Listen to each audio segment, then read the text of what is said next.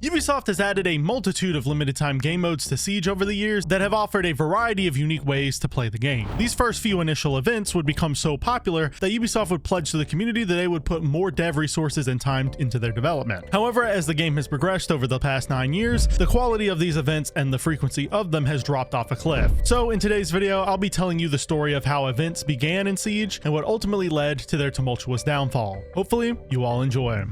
Now, the first event and the one that started it all was Outbreak. This mode's development started somewhere between 2016 and 2017, and what led to Ubisoft deciding to develop a limited time mode for the first time was because they wanted to focus less resources on new maps and operators and more resources on other potential experiences that they could add on to Siege. They likely made this decision to incentivize people to come back to the game after a long period of time and to obviously make money off the incredibly expensive microtransactions that came along with these events. Outbreak was their first attempt at that philosophy, and it was quite successful. This mode would be released to R6 in the Year 3 Season 1 content update on March 6th, 2018, also called Operation Chimera. As you can likely tell by the mode's title, this event was entirely based on the idea of an infestation spreading across the world, and the operators from Siege were tasked with fighting this global pandemic. However, this wasn't your typical zombie outbreak. The pandemic our operators were fighting was actually an alien invasion of creatures called Archaeans. The reason this is important is because the story element allowed for Ubisoft to create many different variations of Archaeans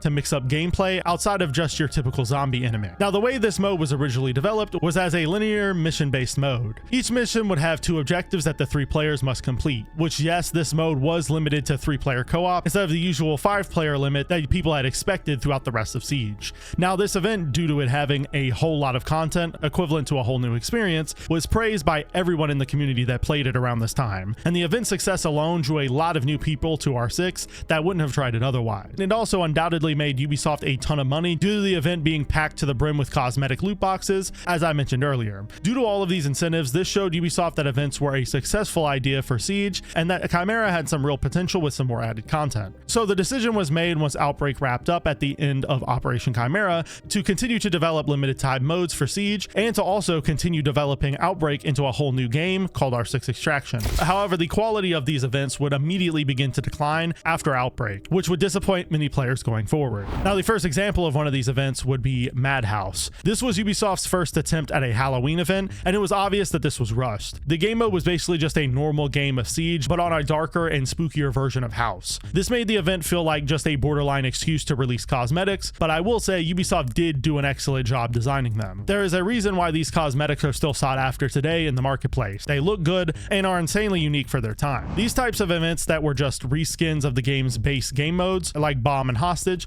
will become a repetitive concept from Ubisoft, especially in earlier times when they were experimenting. To follow up Madhouse, Ubisoft would release their first iteration of the Road to SI event. This iteration would be a mode basically similar to Ranked. It was a playlist with some ranked maps and operator bans enabled. However, once again, like with Madhouse, people enjoyed this event simply for its cosmetics, not necessarily for its gameplay. This event released some of the most popular and clean cosmetics from many of the game's operators. But since this was a limited time mode and was once again nothing major from a gameplay perspective, Ubisoft would have to follow it up shortly after if they wanted to keep the fan base's attention. Well, just a few months after, Ubisoft would release Rainbow is Magic, an April Fool's event based around the Hostage mode from Casual. It was very similar to Madhouse in the sense that it reskinned a casual map, that being plain, and allowed players to play a themed version of the base game. However, unlike the events we had discussed thus far, Rainbow is Magic unfortunately had controversial cosmetics. Many felt that the bright, goofy colors and the teddy bear aesthetic of many of the skins was tone deaf and didn't fit the lore or tonal direction of Siege, but others really enjoyed their goofy art style. Either way, this was definitely the worst received event that we have discussed thus far, but luckily for the community, the latter half of 2019 and 2020 would be the prime time for events in Siege. Now, the first event that would be released during this prime period would be Showdown in July of 2019. This event would be the first example since the Outbreak event where the gameplay was fundamentally changed. It wasn't a significant change, but it was still a unique mode that was fun. Showdown took the secure area mode but turned it into a Western themed game mode where 2 teams of 3 battled it out with revolvers and boss Gs. This was an insanely fun and satisfying mode because it allowed you to one-shot nearly every opponent, and with the unique map it offered, it allowed for a pretty unique gameplay style that many other events hadn't managed to nail. However, the one mishap of this event was in the cosmetics. The cosmetics of this event all ended up looking the same, since they all turned their respective operators into cowboys. But because the mode did offer a unique way to play the game, it turned out to be popular and well received. Following this event, in October we saw the release of Doctor's Curse,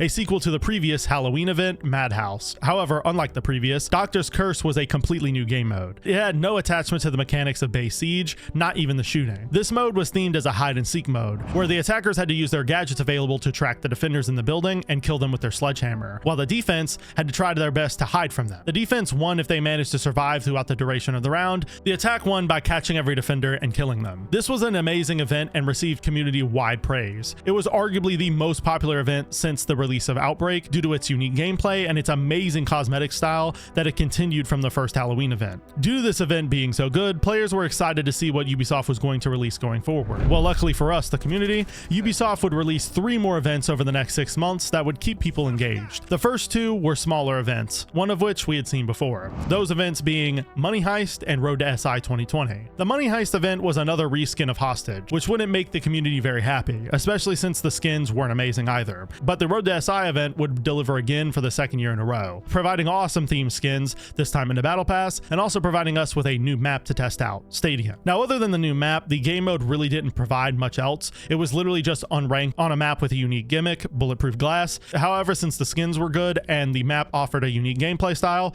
people liked this event overall. Then the third event that would cap off the first half of 2020 was Grand Larceny. This was the 4th event we had seen as a community with a completely custom and unique mode. And the mode this time around was called Stolen Goods. And the goal for the attackers was to break into the safes placed around the map, and the defense had to stop them by either running out the clock or eliminating them. On top of this unique objective, the mode also fundamentally changed destruction by allowing you to destroy the floors entirely. This allowed for the defense and the attack to make interesting plays like destroying the floor under the safes to drop them below to a lower floor, and to open massive peek downs to get unexpected angles on the enemy. This is one of my favorite game modes or events ever released. It was a whole lot of fun because it offered unique destructive capability, it fundamentally changed the way you played the game, and its cosmetics were pretty sick as well. It seemed like after the Grand Larceny event, Ubisoft really wanted to focus on releasing events with a unique twist on gameplay, because they would follow it up with Mute Protocol in August of 2020 and Sugar Fright in October of 2020. Mute Protocol is likely one of Siege's most infamous events, and that's because of its extremely unique cosmetics that made our operators look like robots from a sci-fi universe. But the event's actual game mode was cool as well. Mute Protocol's game mode took place on a reworked version of Tower with new visuals, and its premise was a secure area but with 2 points instead of 1, and the ability for players to teleport digitally through the cameras. This meant that attackers could use their drones to travel around the map and teleport, and defenders could teleport by using their cameras. This mode was extremely aggressive because its mechanics promoted that kind of playstyle, and honestly, it was pretty fun. The Sugar Fight event was a very similar situation. This event's mode encouraged aggression and gunfights. That's because the game mode was basically kill confirmed from Call of Duty, where players fought against each other on the brand new map with the goal of collecting as many candies as possible off the bodies of their enemy. This mode was fun, but the map and the cosmetics really made this event suffer. But to end off the year, I think it was still a solid finale. However, 2021 would begin a habit that would ultimately start the death spiral that events would experience all the way till today. And that habit was recycling. 2021 would start the year off in a really sad way event-wise. We saw our 3rd Road to SI event in January 2021 and the return of Rainbow is Magic in March. Now, Road to SI did at least have a new map for us to play, but Rainbow is Magic was pretty much more of the same. However, Ubisoft would quickly follow this up with the Apocalypse event, which was brand new with new cosmetics and a new mode. The mode in Apocalypse was called Canister, and it was basically a secure area mode with a twist. That twist being that the defense could move the canister around the map. This was a cool idea, but in practice, it really wasn't that fun. And with the cosmetics being pretty lackluster, most people kind of forgot about this event going forward. And luckily for us, the community, the same thing could not be said about the next event Ubisoft would release in August. That event would be Containment. Containment was based around and designed to advertise Ubisoft's new entry in the Tom Clancy franchise, Rainbow Six Extraction. So to fit R6 Extraction, the defenders played as Archeans and the attackers played as React operators. The attack's goal was to destroy the nest located inside of the infested consulate, and the defense had to try to kill the attackers or burn out the clock before they could do so. What made this mode even more unique was the fact that the defense had no guns. They had to dash at the attackers and try to melee them. This was genuinely a unique event that offered cool cosmetics to boot as well. It's definitely one of the better events from a game mode perspective, and it did help to redeem the fact that we were lacking in new events throughout this year. But sadly for us, that trend of recycled events would continue later into the year, with Showdown returning in September of 2021 and Doctor's Curse returning in October. But considering that one of Ubisoft's justifications for less operators being released per season being the addition of new events, this really was disappointing from a community perspective. But Ubisoft would end off the year with one more new event. That event was Snow Brawl. Snow Brawl's gameplay revolved around a snowball fight on the outside of the map Chalet, and it was basically a capture the flag game mode similar to what you've seen in previous FPS games in the past. This really wasn't fun, and it did not help that the cosmetics were kind of trash as well. So with 2021 coming to a disappointing close with little new content on the event front, players were hoping that 2022 could turn things around. Unfortunately for those players, the recycling events would be even worse this year, re-releasing Road to SI again at the start. But one new event would eventually get released this year and would become one of Siege's most popular events. That event being Rengoku. Rengoku would release in April of 2022, and it was so popular because of its unique Japanese theme and cosmetics. Some of the best cosmetics we've seen have come out of this event, and Ubisoft undoubtedly made a ton of money because of that. The game mode took inspiration from this as well by allowing players to fight it out with throwable kunais. They did have access to shotguns, but with their bad range and operators' high HP in this mode, it was obvious kunais were the stronger choice. However, the objective was something that most Siege players had seen before. It was basically domination from Call of Duty. The satisfying nature of throwing kunais at your opponent for a one-shot kill made this mode a whole lot of fun. Now, after Rengoku, as I said when discussing the start of this year, the recycling got to an all-time high, with Ubisoft releasing back-to-back events we saw last year. And the sad part is, after the addition of Rengoku, we would never see a new event ever again. We got new cosmetics in existing events, even seeing Rengoku's return, but a brand new event would never be seen again. What makes this worse is new additions to events that have come in recent years. These developments being the addition of recolored cosmetics. Typically, when Ubisoft would recycle popular events, they would bring new cosmetics on new operators each time, alongside the old cosmetics. However, Ubisoft would make a bold move in 2024 and the revival of the New Protocol event. In this revival, Ubisoft, instead of adding new cosmetics like normal, would instead add a couple of new cosmetics and then recolor all of the original ones. This was done to A, pad out the packs to make the event look better on paper,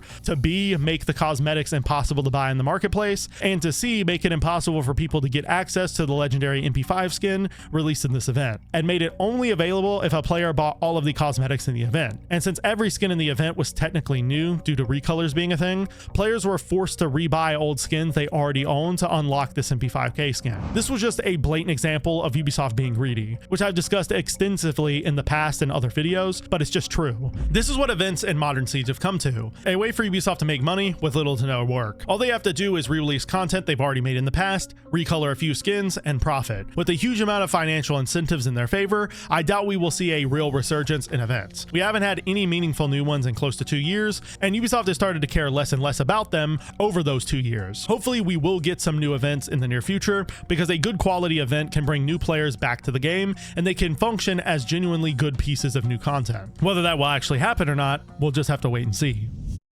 Anyways, that wraps up today's video. Let me know if you enjoyed today's video in the comments down below. I'd love to hear from you. If you did enjoy today's video, I make Siege content just like this twice a week, so go subscribe to the channel and follow me on Twitter if you don't want to miss the next upload. If you want to watch another video just like this one, a video will be popping up on your screen right now that I'm sure you all enjoy. I'll see you next time, friends, and peace.